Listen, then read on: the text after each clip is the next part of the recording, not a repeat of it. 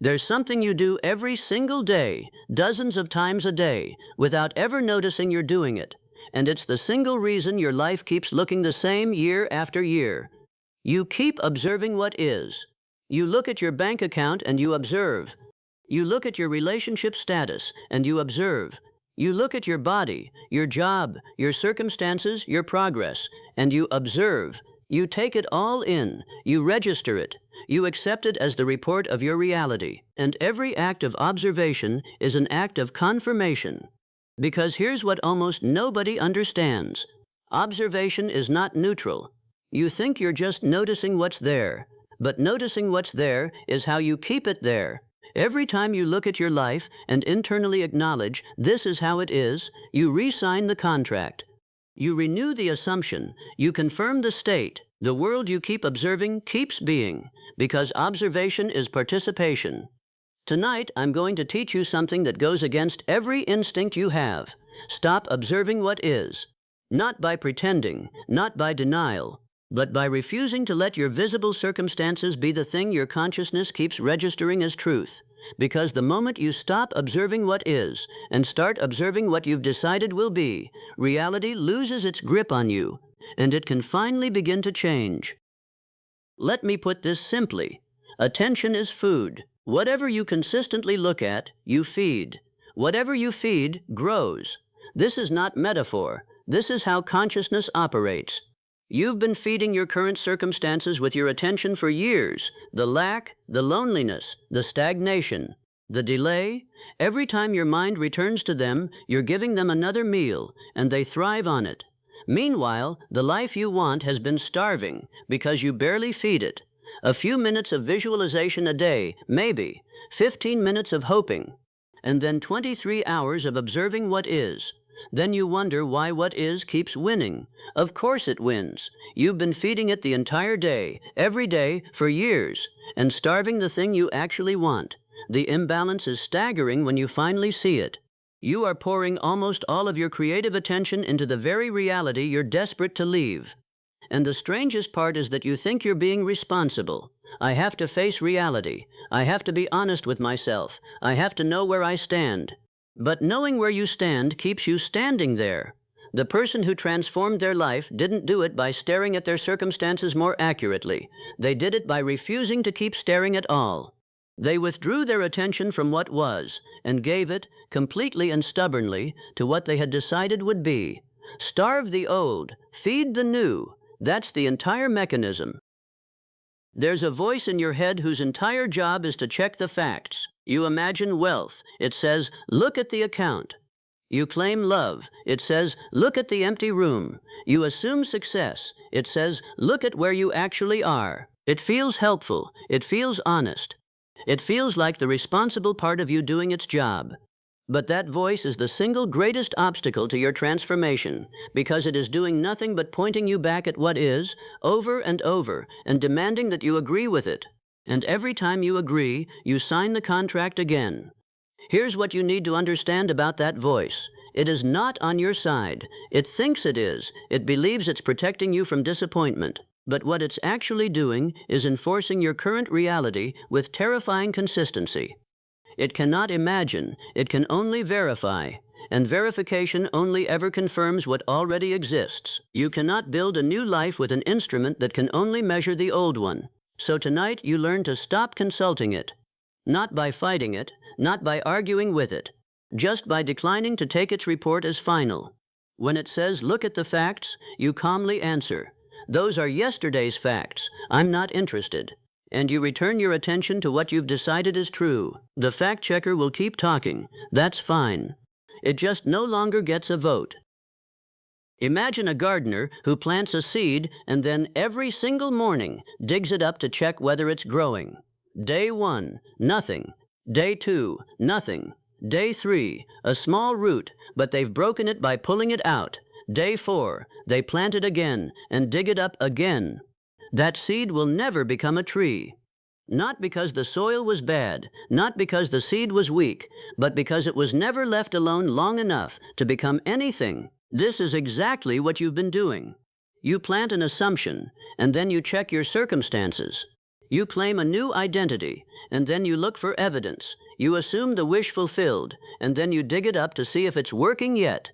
Every check is a dig. Every observation of what is uproots what was quietly becoming.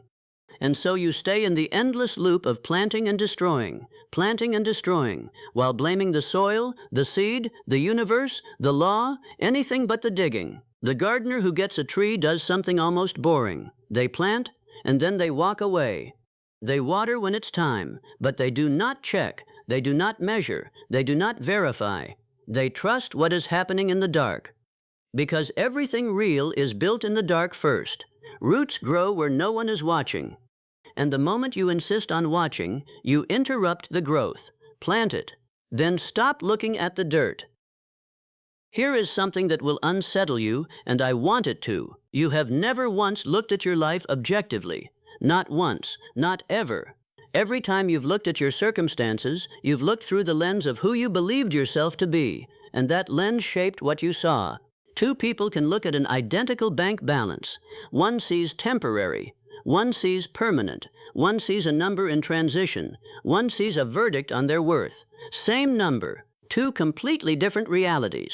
Because observation is never neutral. It's always filtered through identity. So when you say, I'm just being realistic, what you're actually saying is, I'm interpreting my circumstances through my old identity and calling the result reality. That's not realism. That's self-confirmation dressed up as honesty. The wealthy person looking at a low balance doesn't see poverty. They see a moment. The loved person sitting alone doesn't see rejection. They see an evening. The successful person facing a setback doesn't see failure. They see a Tuesday. Their circumstances aren't better. Their lens is different. And the lens is what generates the reality they end up living. So the instruction isn't stop seeing. It's stop letting the old lens interpret what you see. Change who is doing the looking, and the same world will report entirely different news. There's a sentence you say to yourself constantly, and it may be the most destructive one in your entire vocabulary. But this is just how it is. It sounds so reasonable, so grounded, so mature. It feels like acceptance, like wisdom, like the sober acknowledgement of a grown adult. It is none of those things. It is a spell. Because this is just how it is a declaration of permanence. It takes a temporary condition and grants it citizenship in your identity. It takes a passing circumstance and hands it a permanent residence. And consciousness, which never argues, only obeys, files it away as law. Watch how often you say it, about your money, about your relationships, about your body, about your prospects. This is just how it is for someone like me. This is just how my life goes. This is just what I have to work with. Every single one of those sentences is you observing what is and then sentencing yourself to it. The alternative is not delusion. It's simply refusing to grant permanence to something that has never actually been permanent. Try this instead. This is how it currently appears. Or, this is the residue of an old assumption. Or simply, this is not the truth about me. This is just what's visible. Notice how those sentences leave the door open. They acknowledge without surrendering. They see without agreeing. That's the whole art. See it. Don't sign it. Have you ever noticed that people who transform their lives seem almost blind to their circumstances? It's not that they don't know their situation. They know it. They're not stupid, and they're not in denial. They simply refuse to be moved by it. The entrepreneur building something out of nothing knows the account is nearly empty, and they keep building as if it isn't. The person rebuilding after a collapse knows what they've lost, and they walk forward as if they haven't. To others, this looks like arrogance, or delusion, or a refusal to be sensible. But watch what happens over time. They win, almost every time. And the sensible people who kept observing what is stay exactly where they were, because those who transform have learned the one thing that matters. Their inner world is not up for negotiation with their outer world. The outer world can say whatever it wants. It can protest, it can contradict, it can present overwhelming evidence, and they simply do not accept its testimony. They've decided, and a decision is not subject to review by circumstance. This is the discipline that almost nobody has, not the discipline of doing, the discipline of not looking, not the discipline of effort, the discipline of refusing to be shaken by what is currently visible. They keep their eyes on the invisible, and the invisible faithfully becomes visible. So if you stop observing what is, what do you observe instead? You observe what you have decided, not what you hope for, not what you're trying to get. What you have already decided is true. There's a difference between looking at a wish and looking at a decision. A wish is fragile. It asks permission from reality.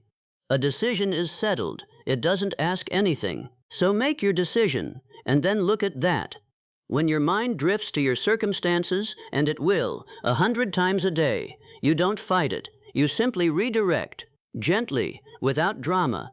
That's what's visible. This is what's true. And you return your attention to the decision.